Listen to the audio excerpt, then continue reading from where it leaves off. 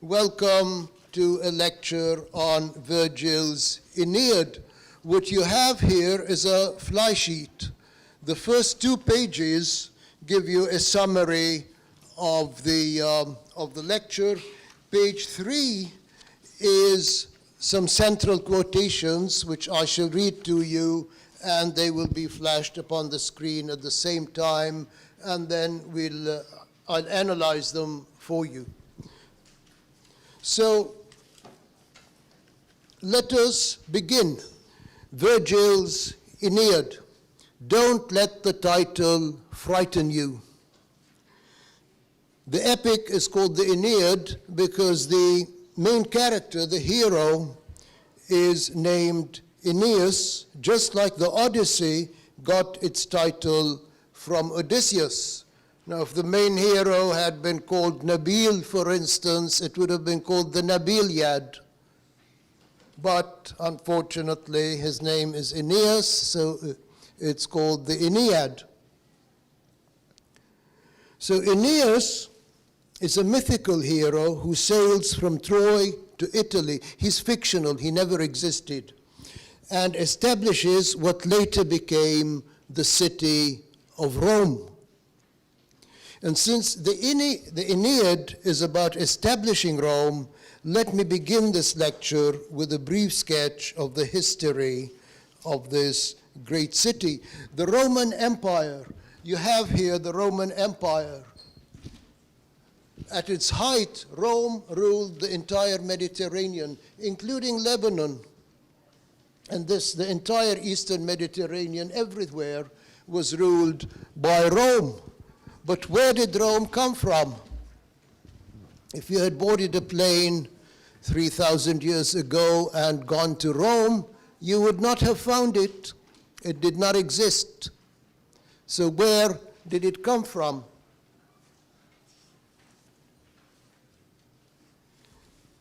The city of Rome began around 700 BC as a tiny settlement surrounded by enemies. Its early history is obscure, but we know that Rome lived through 500 years of almost continuous warfare, and that it achieved a series of hard-won victories that finally gave it world domination. The Romans themselves were astonished at the spectacular rise of their city and at its unparalleled success. At the time of Virgil's birth in 70 BC, Rome was the one and only world power. But its power was beginning to disintegrate. The various politicians were fighting among each other. There were struggles for power. There was a civil war. A period of decline had set in. Into this chaotic and potentially dangerous situation came Augustus, who lived from 63 BC to 14 AD. Now here, this is a very interesting period. We're talking about the period of the birth of Christ and the period of Julius Caesar. Augustus was the adopted son of Julius Caesar. He ended the Republican period and became the first emperor. And he was a great emperor. He restored peace to the Roman Empire, imposed order, and encouraged a cultural renaissance. The peace he established came to be known as the Pax Augusta, which later developed into the Pax Romana, 100 years of uninterrupted peace. And you should be interested to know that Augustus loved Lebanon. He came here and he spent several months here living in Lebanon, and he wanted to spend the rest of his life here, but he soon realized that to rule Rome, you have to be in Rome, so he went back. But before he went back, he ordered the building of the temple of Jupiter in Baalbek. So it is to Augustus that we owe the fact that the temple of Jupiter exists in Baalbek today. It took over 100 years to build it, but he was the person who initiated the process.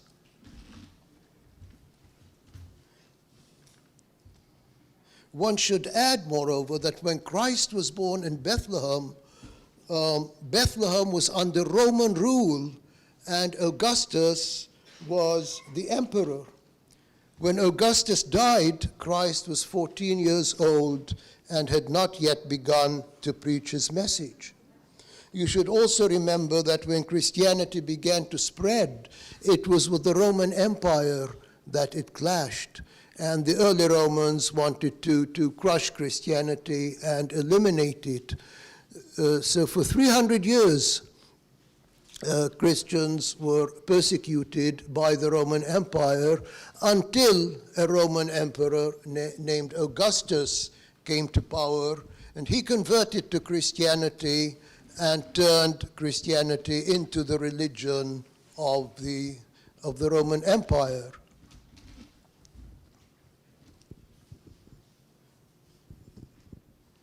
So the Aeneid is the national poem of the Roman Empire. It is on the scale of Homer's Iliad and Odyssey. As Virgil loved Homer and wanted to give the Romans a Roman version of Homer. In fact, the first 6 books or chapters of the Aeneid have been called Virgil's Odyssey.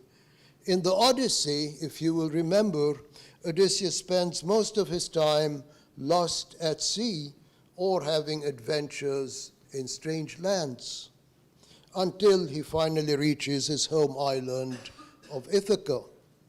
This is paralleled in the Aeneid. Aeneas spends the first 6 books of the Aeneid wandering at sea or in northern Africa until he finally reaches Italy. The second part of the Aeneid has parallels with Homer's Iliad. You did not read the Iliad, but you probably saw the movie Troy with Brad Pitt. That's the Iliad. It tells the story of the Trojan War. Similarly, the second part of the Aeneid tells the story of the Italian wars that Aeneas had to fight in order to establish Rome. The basic difference between the Aeneid and Homer's epics is that the content and values of the Aeneid are Roman. Aeneas, the hero of Virgil's epic, initiates the Roman Empire and embodies its values. Virgil presents him as the ideal Roman to be admired and emulated.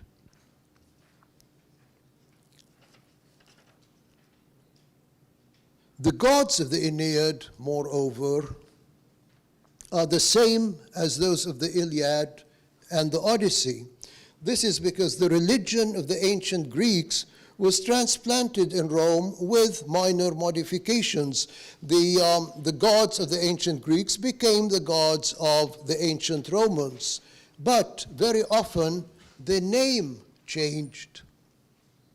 Zeus, the father of the gods and the god of thunder and lightning, became Jupiter or Jove. His wife Hera became Juno. Aphrodite, the goddess of love, became Venus.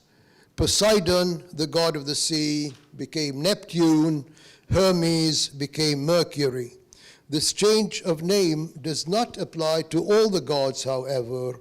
Apollo, for instance, remained Apollo.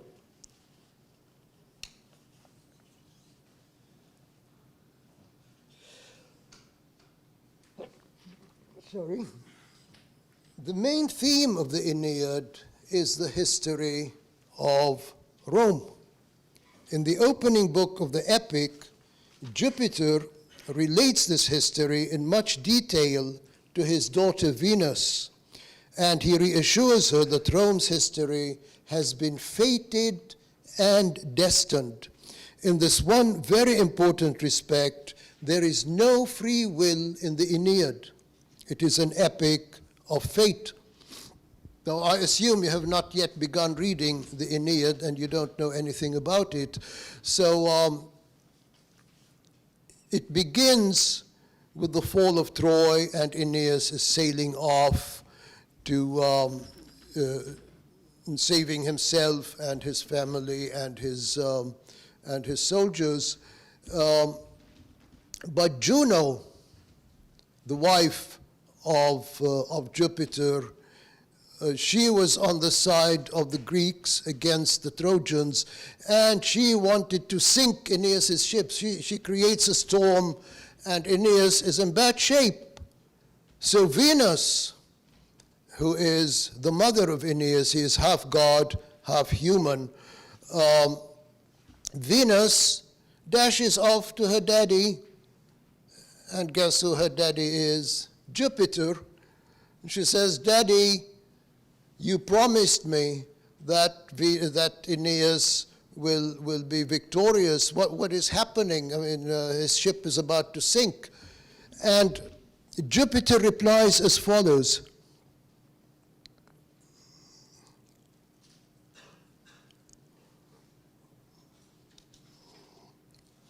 He explains the future of Aeneas and of Rome. He tells her about the Roman Empire, and then he says, this is part of what he says. "Then Romulus shall receive the people, wearing with joy the tawny hide of the wolf which nursed him. The walls he builds will be the walls of Mars, and he shall give his own name to his people, the Romans. On them I impose no limits of time or place. On them I impose no limits of time or place. I have given them an empire that knows no end." The Romans believed that their empire would never come to an end. "So it has been decreed. So it has been fated." So in this very important respect, the Aeneid is an epic of fate. It has been fated by Jupiter that the Roman Empire will be established and will rule the world. What has not been fated, however, are the details. You see, you have point A and point B. It is fated that you will get from point A to point B. But what happens between these 2 points is not fated. So Aeneas can either get there very easily to point B, or he can have a great deal of trouble before he gets there, but he will get there in the end. And with Juno against him, rest assured that he's going to have a huge amount of trouble.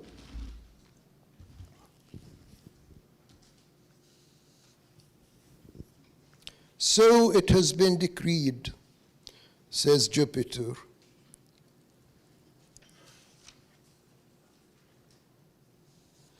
Aeneas' importance is that he occupies a moment of time in the history of Rome.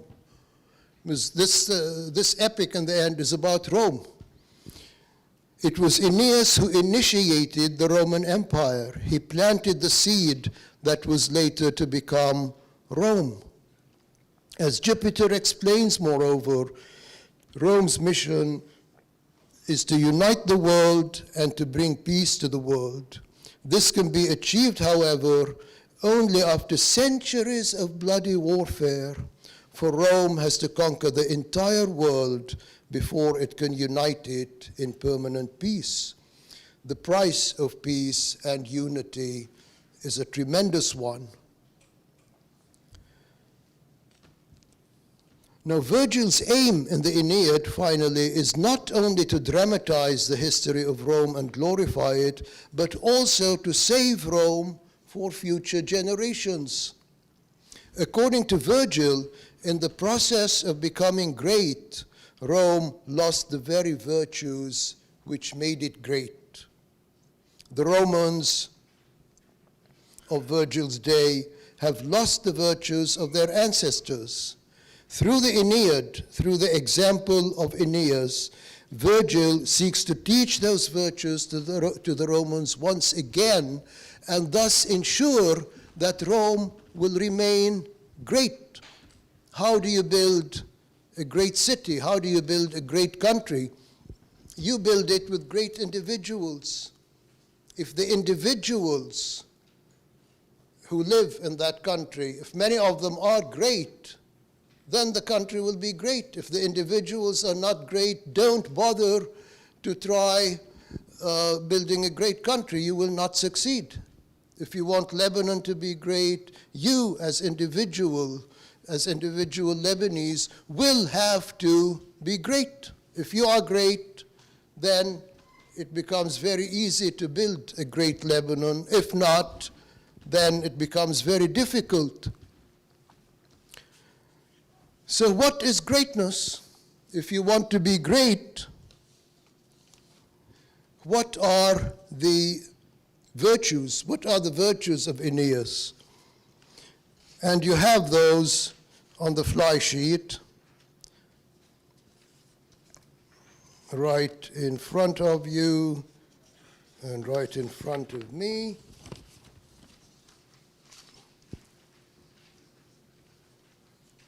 The first and one of the most basic virtues of Aeneas is piety. The word piety means reverence, loyalty, respect. Aeneas is pious in a threefold way. He is pious towards his family, he is pious towards his country, and he is pious towards the gods, with the third being the most important.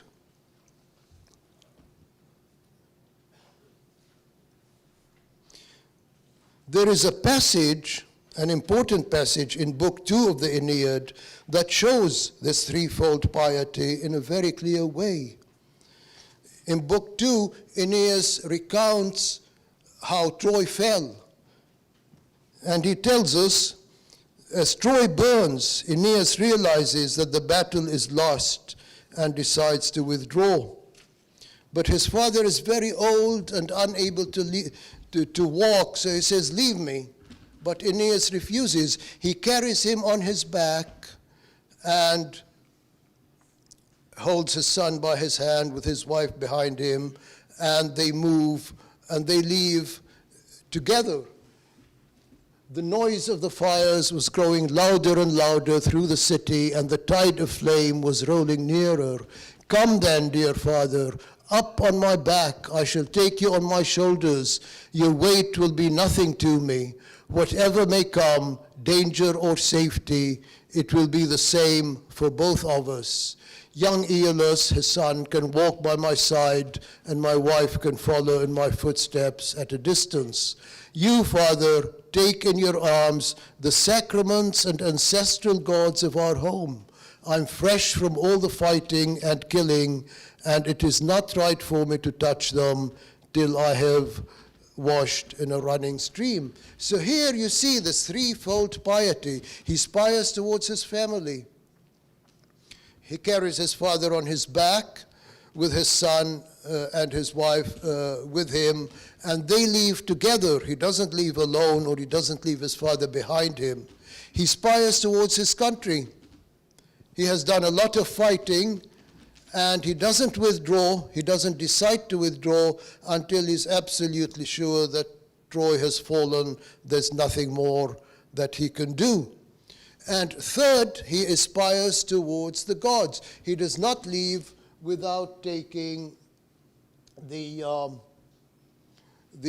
idols of the gods with him, and he doesn't touch them because his hands are bloody, so his father carries them. So this is the threefold piety of Aeneas. Only once does he forget Jupiter and only for a short period. This is when he falls in love with Dido, Elisar. As soon as Jupiter reminds him of his mission, though, Aeneas submits and sails to Italy. Aeneas is pious to the gods. Jupiter chooses him to initiate the Roman Empire, and he always follows the orders of Jupiter. Never does he go against Jupiter, except once when he goes to Carthage on his way to Italy. An ill wind blows him to Carthage, and instead of going to Italy, he ends up here in Carthage, where you have Dido, Elisar, who came from Lebanon and built Carthage, and he falls in love with her. She falls in love with him, and he forgets about Jupiter and about Italy until Jupiter intervenes and orders him to move on.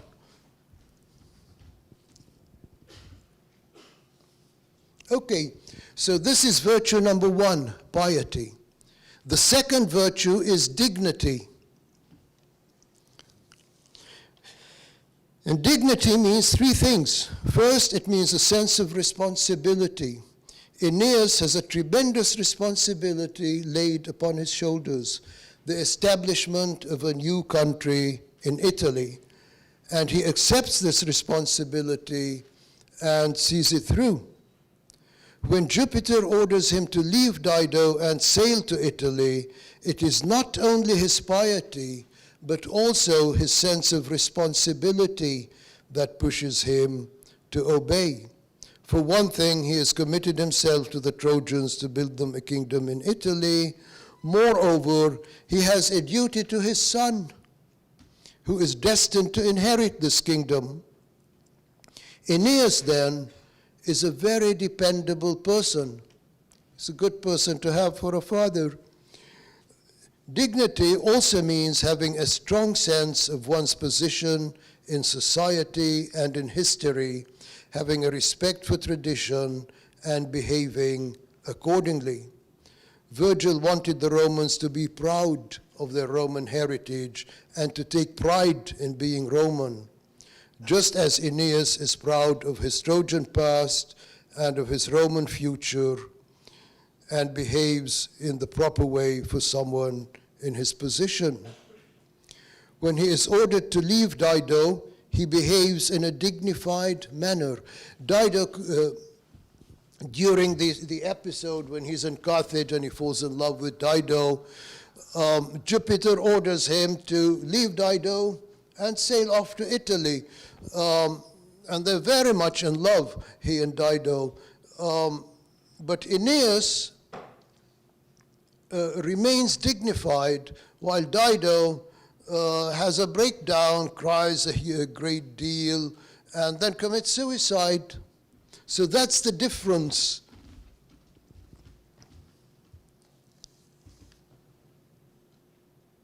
So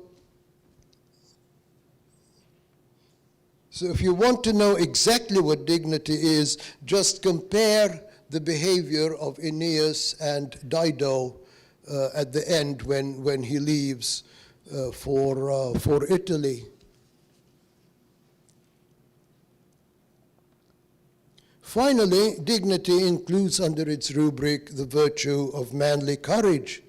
Aeneas never runs away from battle. He does not enjoy war, but he fights very bravely and courageously whenever he is forced to. He is definitely not a coward. So that's the second virtue.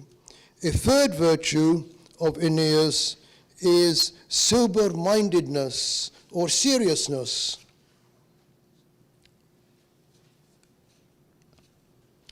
Sober-mindedness means having a serious,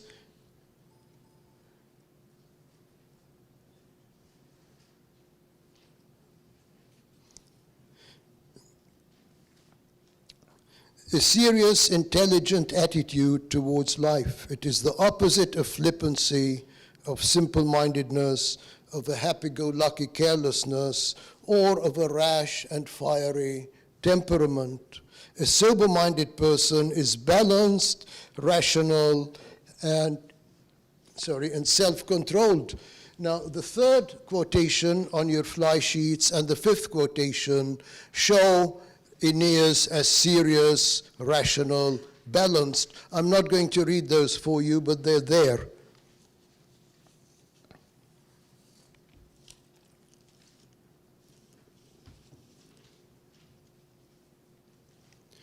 Because he is sober-minded, Aeneas thinks ahead, makes intelligent plans, and reaches balanced, clear-headed conclusions. He is neither rash, nor flippant, nor lacking in seriousness. The fourth virtue is sympathy.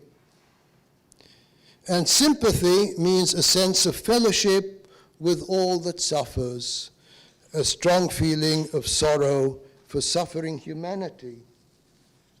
When Aeneas is taken on a tour through Hades, for instance, he feels a strong sense of sorrow for the damned souls who are in torment.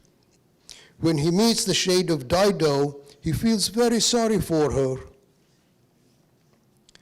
And in Book 4 of the Aeneid, which you will be reading, Aeneas is taken for a guided tour of the underworld, of what happens after death, of Hades, where he finds that there is a good place and a bad place. There's a bad place for the bad people, a good place for the good people, including his father, whom he finds there. But he finds Dido there. She committed suicide, and he feels very sorry for her. He even cries. So he has sympathy, not only for Dido, but for all suffering humanity.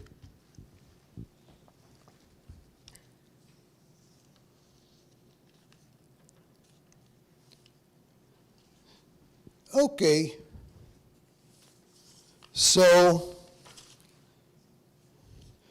piety, dignity, seriousness or sober-mindedness, and sympathy. These are four virtues. The fifth one is stoicism, and it's a very important virtue.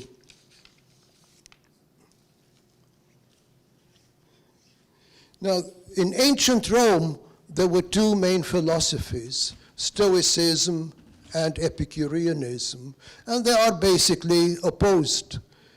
The Epicureans saw the universe as a jumbled mass of atoms and empty space, as basically chaotic, but the Stoics believed that the universe is ordered and rational,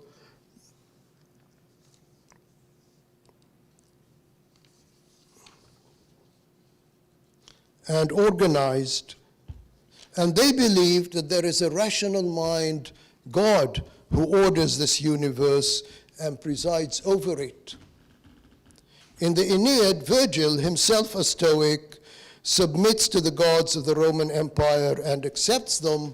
But notice, I hope you will notice, as you go through the epic, that Jupiter functions as a rational mind that controls and organizes both the universe and human history. So for the Stoics, God is a rational mind that controls and organizes everything. For the Epicureans believed in the Roman gods that living on Mount Olympus, but they also believed that the gods do not care for human beings and that human beings should not care for the gods. The Epicureans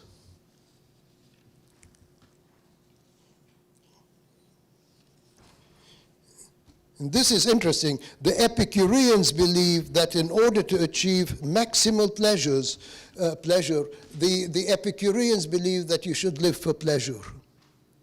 The Stoics believed that life is full of suffering and that you should train yourself to endure suffering because when great suffering comes your way, you will not be able to endure it if you have not been trained. So they trained themselves to endure suffering, whereas the Epicureans looked around for pleasure.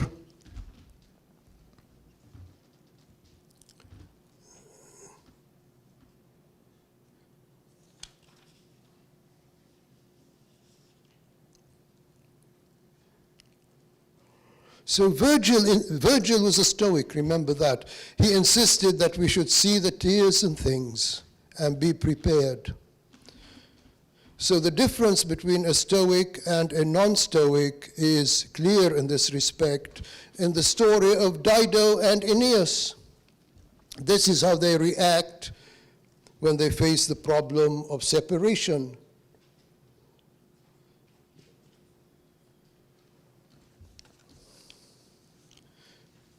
So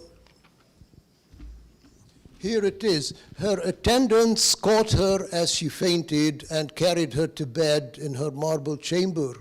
But Aeneas was faithful to his duty. This is a very important passage. Much as he longed to soothe her and console her sorrow, to talk to her and take away her pain, with many a groan and with a heart shaken by his great love, he nevertheless carried out the commands of the gods and went back to his ships. The quotation shows Aeneas' piety.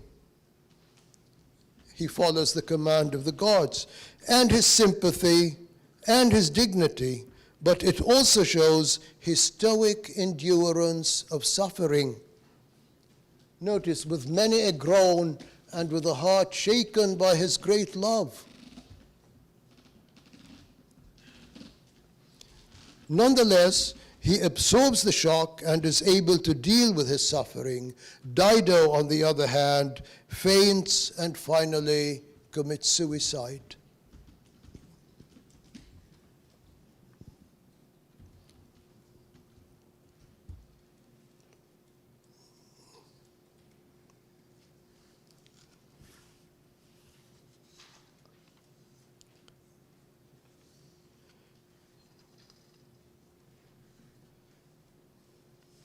All right.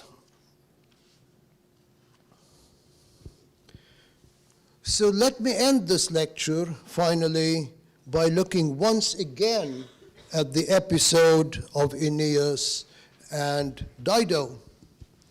As you sit there, I assume that many of you are in love or are dreaming of falling in love, right? No? Okay. So Virgil has something to tell you about this.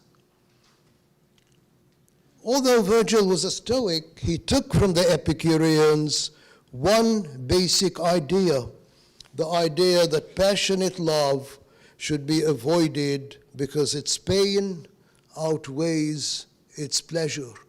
He says, beware of passionate love. And the Epicureans said the same thing. This was the only point on which they are in agreement.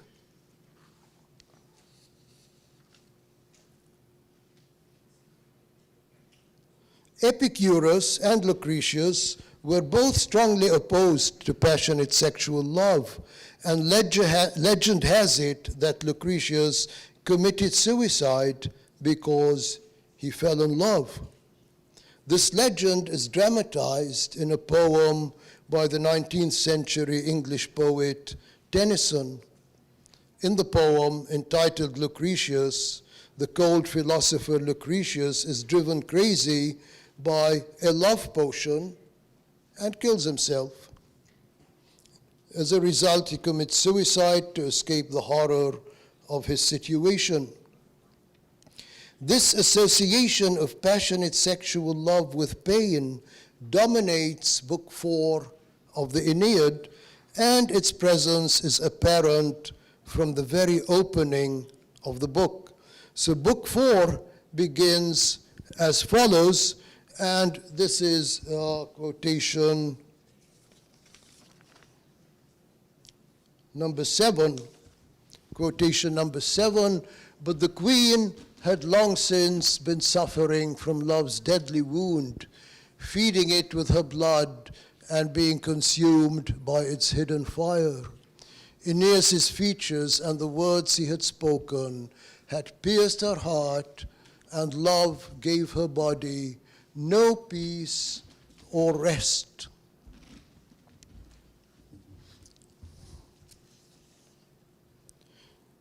So love is described as a hidden fire and a deadly wound torturing its victim.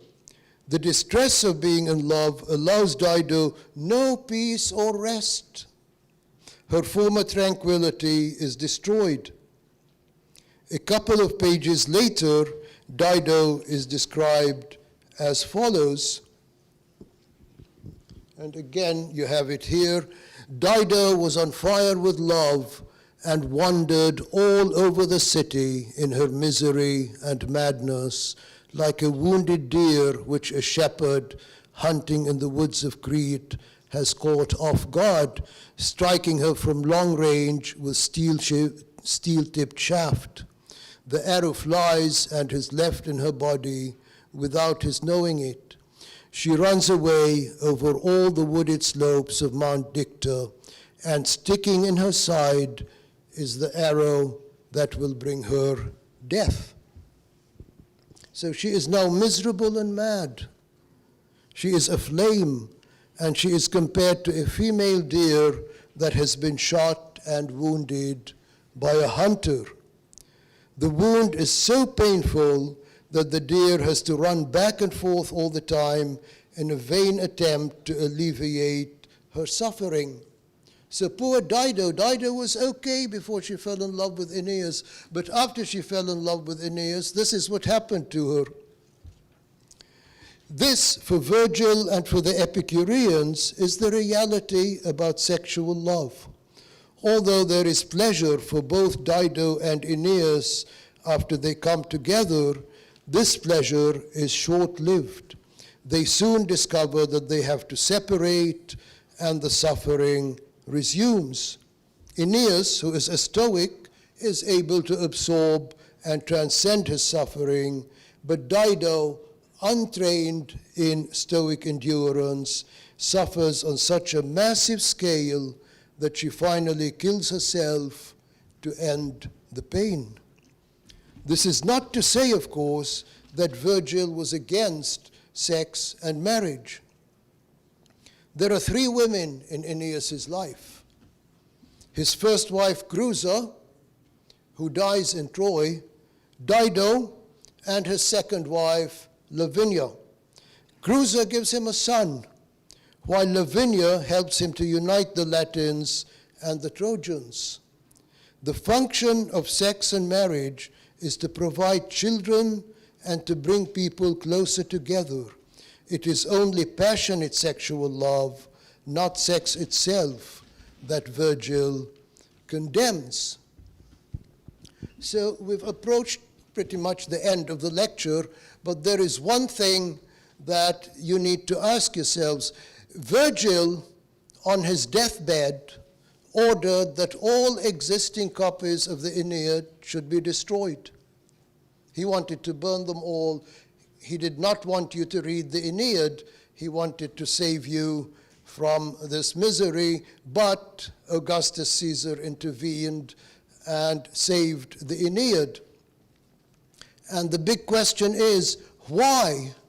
Why did Virgil, on his deathbed, order the burning of the Aeneid, the destruction of the Aeneid? If you spent 20 years writing something like this, and people consider it to be very, very important, why would you want to burn it on your deathbed?